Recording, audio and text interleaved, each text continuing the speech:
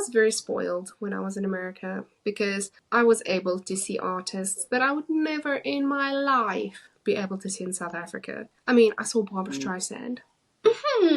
I went to see Bette Midler. I went to see Cher. I went to see Neil Diamond. So I saw like a lot of artists, which was just, oh, amazing. That is one thing people take for granted. Because here, who comes here? People I've never known in my whole life. I'm like, who are you, first of all? But no, I'm very excited because Michael McIntyre is coming. I'm not a big stand-up comedian person, but I just love Michael McIntyre. What I miss about living in Spain is I only get the big people here in the United States. Where when I was in Spain, I'd turn on the radio and listen to artists I'd never heard of before that are great artists, but people in the States don't know them. Of course, half of them most say in Spanish, and I didn't know Spanish very well, but I can still tell them, you know, that you have a great voice, and this is really nice. Yeah. And my husband would confirm, yeah, their lyrics are fine because he knows Spanish. But I also found artists like Fauzia. She's an amazing artist. She's fantastic. And so I miss that about being in a different country because you don't get the culture from outside of the country into the United States as much as we should. Very true. Well, I am sticking with my normal just apple juice today, trying to keep this throat nice and soothed, this wintry cold throat. I go into the spring with my Robusti. It's just a classic, okay? It is classic. All right, let's do this.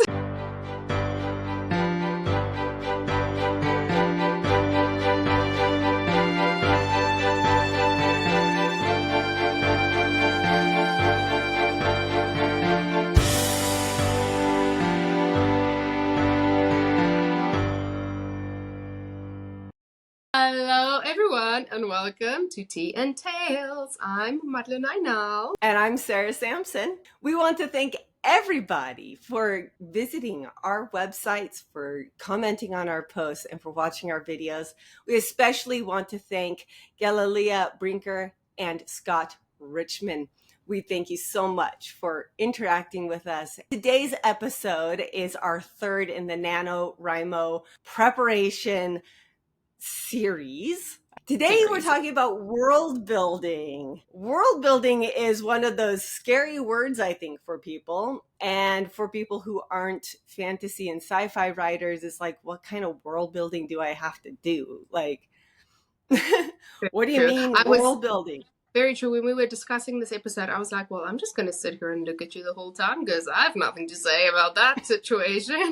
But world building is different for different genres, that it's not just creating something or creating something new like we do in fantasy, but creating the framework for your story. It makes a lot more sense why everybody needs to world build. What I thought as I was thinking about this word, world building, shoot, there's a lot of W's in that one, is that in some shape or form, I am world building because the majority of times, the places that my characters are in are places I've never been. And was that rhyming? Oh my goodness. And so the amount of actually like either research that I do about a place that actually exists, or what I feel a majority of small town romance readers do is they just create their own town, which they might take from an actual place, but they turn it into a fictional world,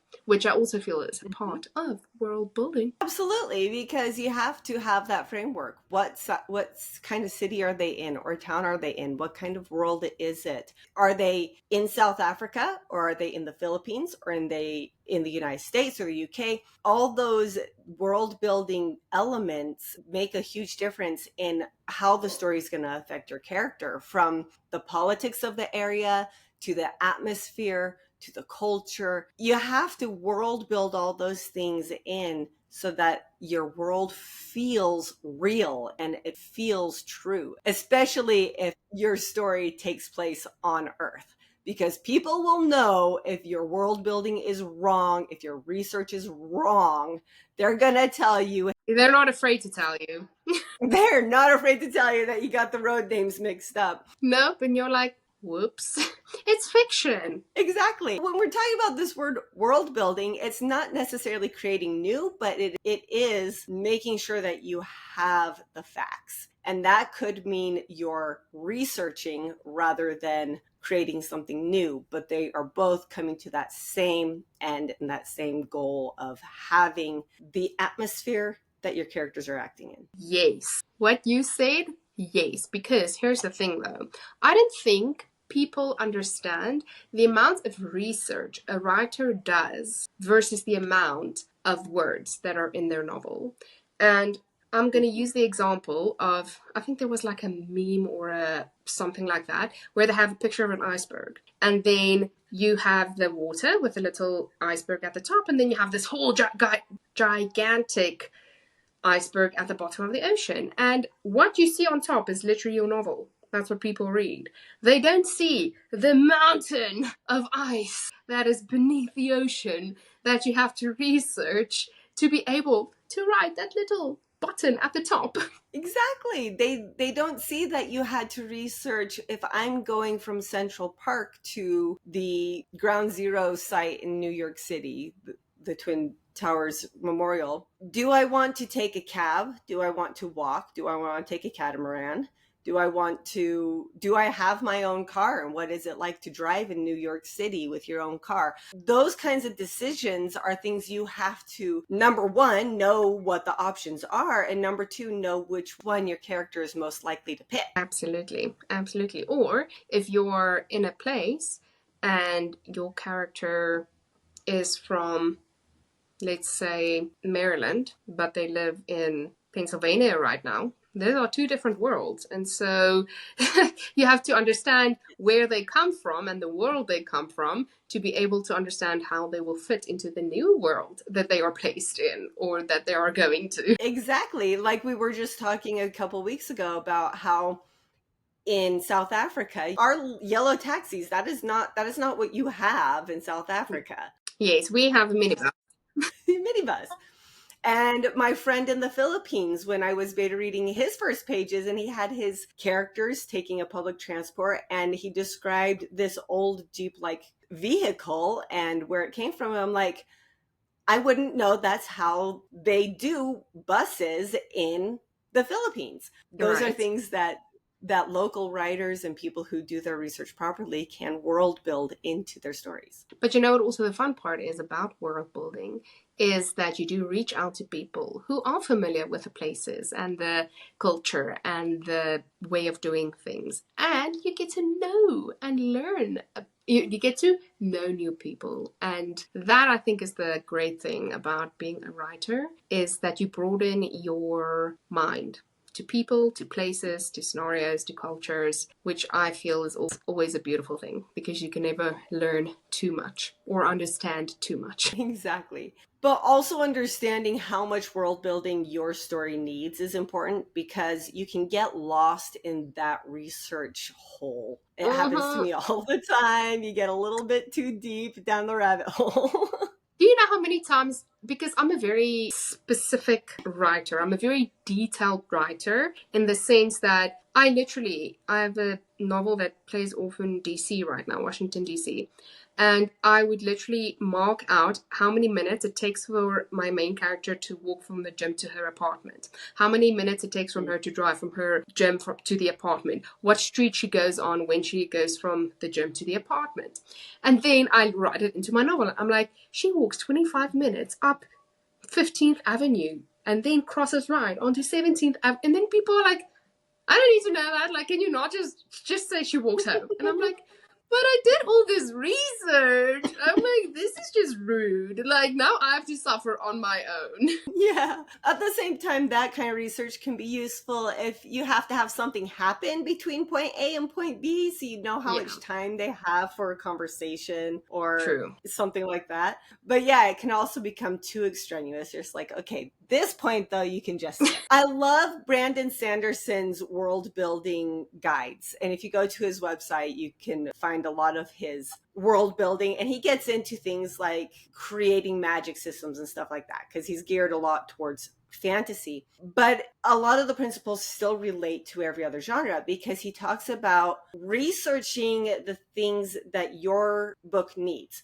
So if you're a romance book where they're bakers, like Nell has written, you're going to know a lot more about baking and baking shows and how those things happen and how those things work than you're going to know about politics. You don't need to research politics. But if you're writing a story that has a lot of politics and it's based on Capitol Hill in DC or something like that, then you need to know a lot about politics and nothing about baking. So you have to be able to know which areas your book needs the world building in. And he talks about picking the ones that are going to affect your story, the ones that are different, especially if you're creating your own city. Focus in on those key elements that are going to affect your plot, going to affect your characters, and world build those things out. Yeah, absolutely. But there's a lot of different things out there you can use and patterns you can use to world build. Google search will often bring up a lot of different templates and things that you can fill out. Find one that works for you, or find the world building that works for you. Since I'm a fantasy writer, I try to imagine the planet that my characters are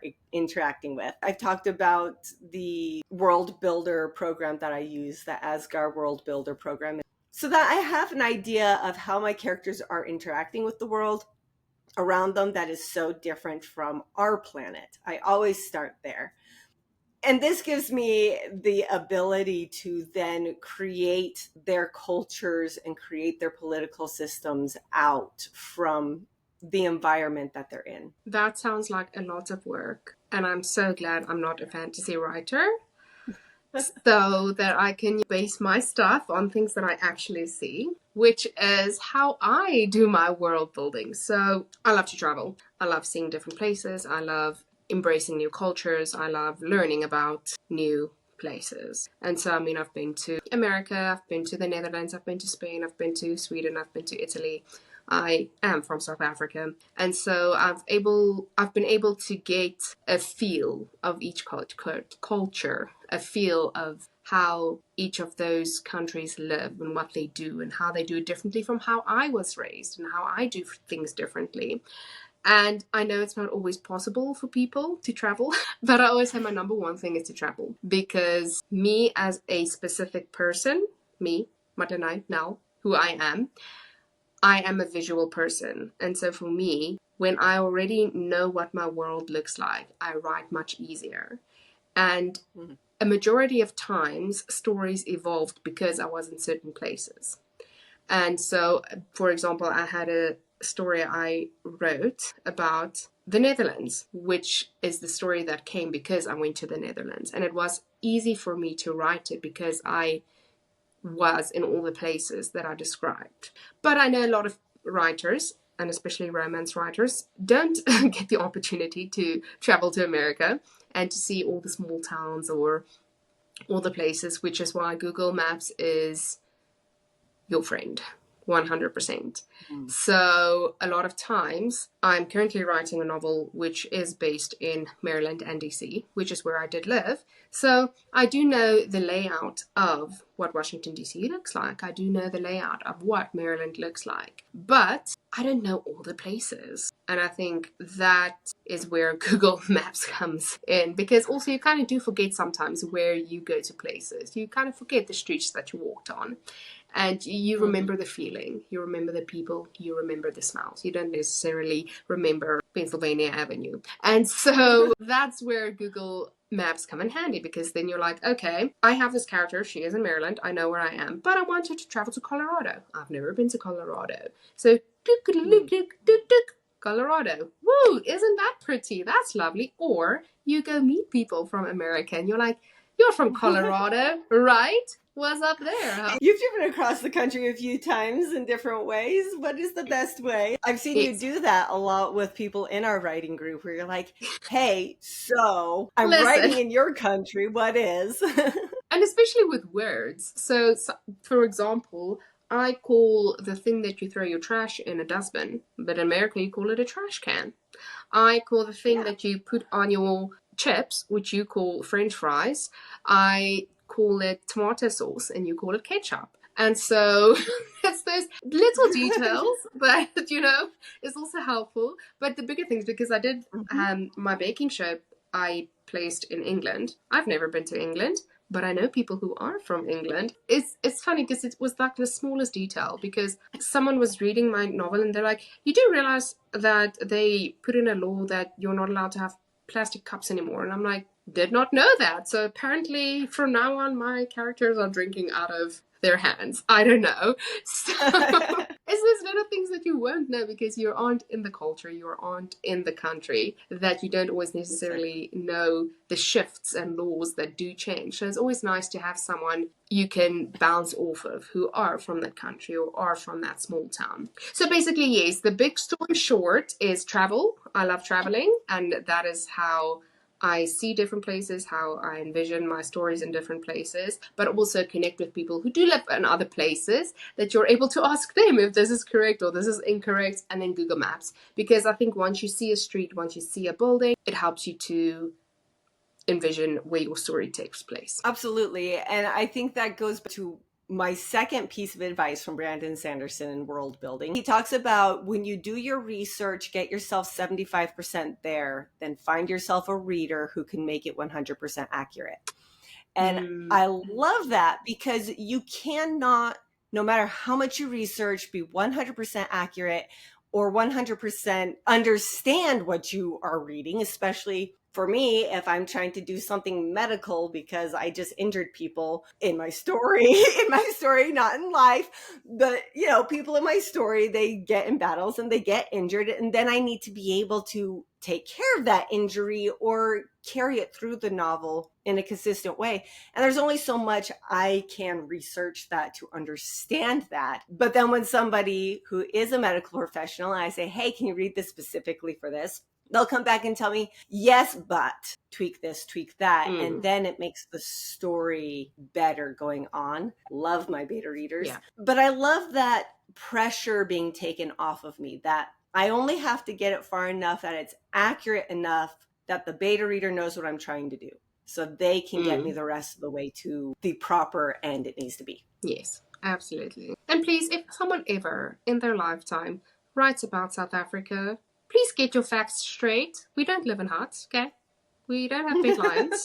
Last time I checked, I'm pretty sure I live in a house. Last time I checked. So, yes. And also do remember, we have like 11 different languages. We have so many cultures in our country. So you can't define South Africa as a culture, a language, a thing. Because by all means, pick something, but just pick one specific thing and then go off of it. Don't assume South Africa is all those things, because it's not. My experience as a South African is way different from the person who lives 2 streets down from me, because they might be from Pakistani background, whereas I am not certain. Dutch, French, who knows? I don't know. I was just born here, but yes.